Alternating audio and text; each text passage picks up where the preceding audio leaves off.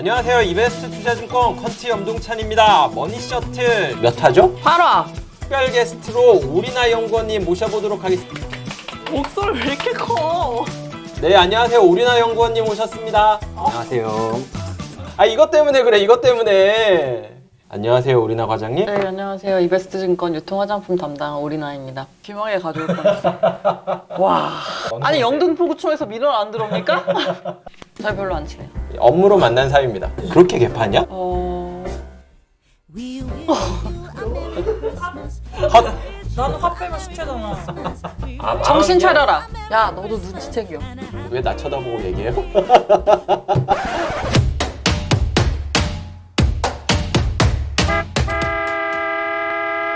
망하기 싫지? 눈치 챙겨. 그동안 좋은 기업들, 유망한 기업들만 말씀드렸었잖아요. 오늘은 특별히 망해가는 기업들에 대해 이야기 보도록 하겠습니다. 알리바바 창업자 마윈 회장 같은 경우에 성공한 기업들보다는 망한 기업들을 좀 유심히 공부를 해봐야 된다 이렇게 말을 했었는데요. 실패한 기업들 같은 경우에는 배울 수 있는 선례들이 많기 때문에 망한 기업들을 배우는 게 좀 더 효율적이다. 방송인 유병재 씨도 등신들을 멘토로 삼으라는 얘기를 했었죠. 저렇게 살면 안 되겠다라는 마음가짐이 훨씬 효과적이다라고. 망한 기업 첫 번째는 블랙베리입니다. 블랙핑. 블랙베리는 최초의 스마트폰이라고 할 수 있는데요. 캐나다 회사예요. RIM이라고. 이쪽은 화면이고 아래쪽은 키보드처럼 돼 있어요. 이 쿼티 자판이라고 해가지고 초반에는 뭔가 인텔리의 상징, 얼리 어답터 이런 느낌이었는데 뭐 외국계 증권사에서 알바한 적이 있었거든요. 그 당시에 이 금융맨들이 블랙베리 핸드폰을 다 들고 다녔었어요. 컨설턴트들은 IBM 노트북을 썼었고 맞아, 가운데 빨간 거 있는 거. 빨간 거 있는 거 그거. 그리고 금융권에 있는 사람들은 다 블랙베리. 블랙베리도 이게 초반에는 중독자들이 너무 많았어요. 그런 사람들이 크랙베리라고 했었거든요. 지금 쓰라고 하면 쓸 것 같아요? 안 쓰죠. 아, 블랙베리에 대한 환상 이런 거 없으시죠? 자판이 너무 일단은 작고 그게 웬만하잖아요. 블랙베리 증후군이라고 엄지 혹사 증후군이라는 게 있을 정도로. 이 블랙베리가 진짜 미친 기능 중에 하나가 알람이 어느 상황에건 울려요. 핸드폰 꺼놨어도 알람 시간 되면 켜지더니 울려. 비행기 타고 가면서 핸드폰 꺼놨거든요. 근데 울리더라고, 이렇게 위에서. 꿈꾼 거 아니야? 당시에 처음에 뭐 아이폰 나오고 삼성전자에서 갤럭시 뭐 나오고 할 때 거의 이렇게 뭐 iOS냐 안드로이드냐 이 두 가지로 나눴는데 블랙베리 같은 경우에는 자신들의 OS를 계속 끝까지 고집을 했습니다.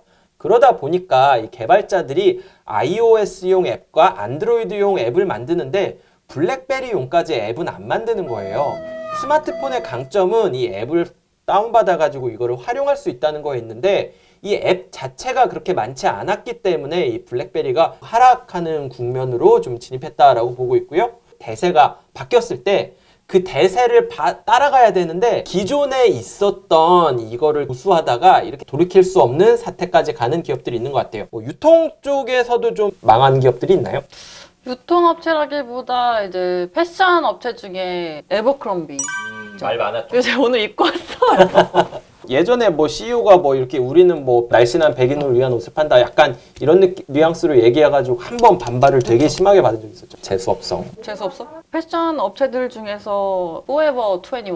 네. 되게 화려한 옷이 필요한데 이거 한 번 입고 안 입을 것 같다. 이런 거 살 때 주로 갔던. 아. 와 이거 괜찮다 보면 등이 막 이만큼 파였어. 재미교포 부부가 창업한. 그래서 1984년도에 창업을 해서 엄청나게. 그렇게 오래됐어요? 네. 작은 옷가게로 시작했다가 작년 9월 달에 파산 신청을 했잖아요. 그동안에 경영 관련해서 그런 구조적인 문제도 있었긴 하지만 한 7개 나라에서 사업을 하던 거를 6년도 안 되는 기간에 47개국으로 급 확장을 하면서 온라인 대세인 그런 상황에서 오프라인 매장을 내는 데에만 굉장히 주력을 했었던 게 주 원인으로 꼽혀지고 있어요. 타겟 고객층이 10대, 20대 분들인데 근데 이분들은 주로 오프라인 매장을 방문한다기보다는 온라인 구매를 선호하시는 분들이잖아요. 대세랑 좀 반대로 간 거예요. 요새는 젊은 분들이 옷 살 때 온라인에서 많이 사나 봐요. 많이 사죠. 아니 저희 같은 경우에는 젊을 때 친구들이랑 옷 사면 홍대나 뭐 이렇게 이태원이나 이런 데 가서 몰려가서 오프라인에서 샀잖아요. 그게 사실 그 놀이에 가까운 거였거든요. 옷 구경하고 맛있는 거 먹고 수다 떨고 이게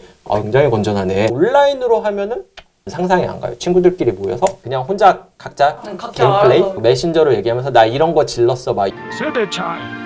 다음으로 말씀드릴 기업은 이 빅토리아 시크릿으로 유명한 L 브랜즈입니다. 최고가가 $60 정도까지 됐었는데 이게 $15 정도까지 내려왔다가 지금은 주가가 $30 정도까지 회복한 상황입니다. 망했다라고 말하기에는 조금 애매하기는 해요.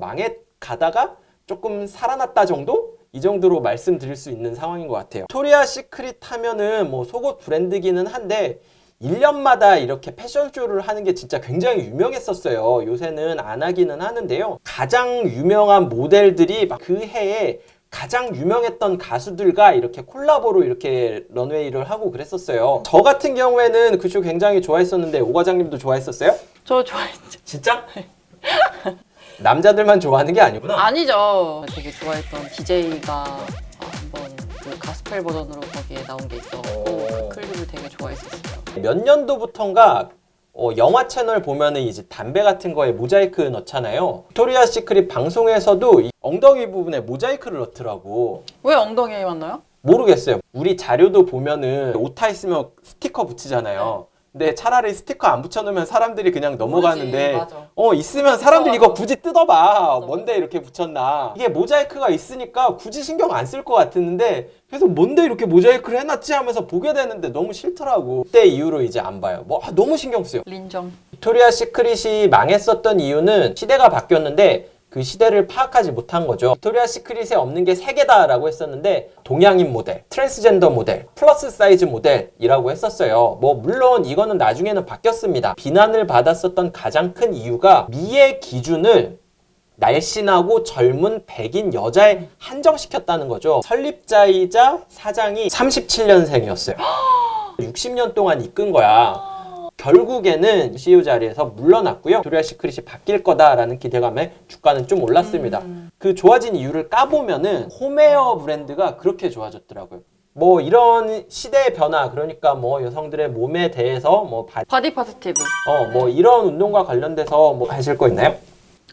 요새 그 핫한 가수 중에 리조라고 아세요? 서먼 그레이트라는 영화가 있는데 그런 영화가 있어요? 네.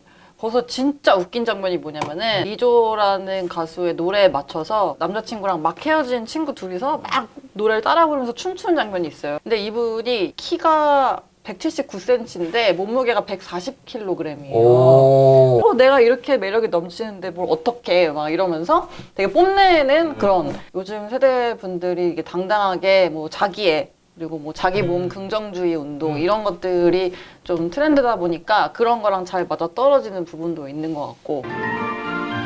예전에는 이제 여성분들이 근육질이라든지 약간 이렇게 사이즈가 큰 거에 대해서는 변화가 필요하다라면은 최근에는 운동에 적합한 몸이라든지 장점이 될 수 있다 이런 게 부각이 되고 있는 것 같아요. 좀 운동하는 트렌드도 이렇게 많이 바뀌고 브랜드들도 여성용 스포츠 브랜드들도 굉장히 많이 나오고 관련된 마케팅도 많이 하잖아요. 네. 저는 이게 옳은 방향으로 가고 있는 맞아요. 거라고 생각해요. 맞아요. 많이 느끼시죠? 저도 개인적으로 나이키 광고를 엄청 좋아하는데 되게 이게 사람을 동기부여를 하게 하는 그런 힘이 있는 거야, 나이키. 보고 있으면은 막 당장 뛰어나가서 맞아요. 막 달리기를 죽을 때까지 하고 싶다든지 아니면 막 영원히 인덱스를 쓰고 싶다든지. 근데 막상 나가면 금방 들어오고. 그쵸. 예. 근데 일단은 광고가 나이나 성별이나 인종이나 건강 상태, 잘 뛸 수 있는지 이런 여부하고 무관하게 모든 사람들 이제 스포츠로 는다는 측면에서 의미가 있는 것 같고, 그리고 런던의 옥스퍼드 스트리트 매장에 플러스 사이즈 마네킹을 갖다 놨잖아요. 그러니까 이런 것들이 이제 외모 지상주의에 대해서 반기를 들고 선두에 서 있는 브랜드가 아닌가. 그런 데서 룰루레몬 같은 데 브랜드가 굉장히 떴잖아요. 여성들을 타겟으로 한 스포츠웨어 산업이 뜬 것도 시기의 변화에 기반한 거다라고 생각을 하고 있거든요. 저도 룰루레몬 옷 입어보고 싶은데 이게 남성용 라인은 이렇게 다양하지가 않죠. 레깅스 같은 것도 없어요. 약간 추리닝 바지 같은 것밖에 없어요. 룰루레몬 진짜 편해요. 짱짱해야 되는 데랑 잘 늘어나야 되는 데가 진짜 잘 배치가 돼 있다고 그러는데 저는 언더아머 옷 입으면 좀 편하던데 언더아머 너무 싫어요. 내가 입고 있으면 와이프가 저거 너 없을 때 갖다 버릴 거라고. 저는 약간 좀 짧은 바지에 이렇게 민소매 티 같은 거 붙는 거 언더아머 입고 운동하면은 이렇게 편하고 어디 움직이는 것도 잘 보이고 그래서 좋은데 와이프는 기겁을 해요 진짜. 너무 창피하다고. 민소매라서 창피한 건지 언더아머라서 창피한 건지 어떤 부분이 창피하신 건지. 언더아머 이렇게 좀 붙는 거 이 약간 그 300에 보면은 입는 갑옷 같은 거 보면 이렇게 좀 이렇게 붙잖아요. 그런 식이 좋은데 나이키는 약간 농구. 그런 식이 좋은데 나이키는 약간 농구. madness. This is Sparta! 네, 오늘은 오리나 과장님 모시고 이 망한 기업들, 망해가는 기업들에 대해서 얘기를 했습니다. 결론적으로 말씀을 드리면은 세상은 계속해서 바뀌는데 세상이 바뀌었을 때 자기들이 성공한 사례를 계속해서 고집하고 변화를 거부한다면은 결국에는 도태될 수 있다라는 게 결론인 것 같아요. 뭐 마지막으로 하실 말씀 있으시면 한마디 부탁드릴게요. 아, 네. 우리나라 유통기한에도 한번 나와주세요. 저 나가서 뭔 얘기 해야 되죠?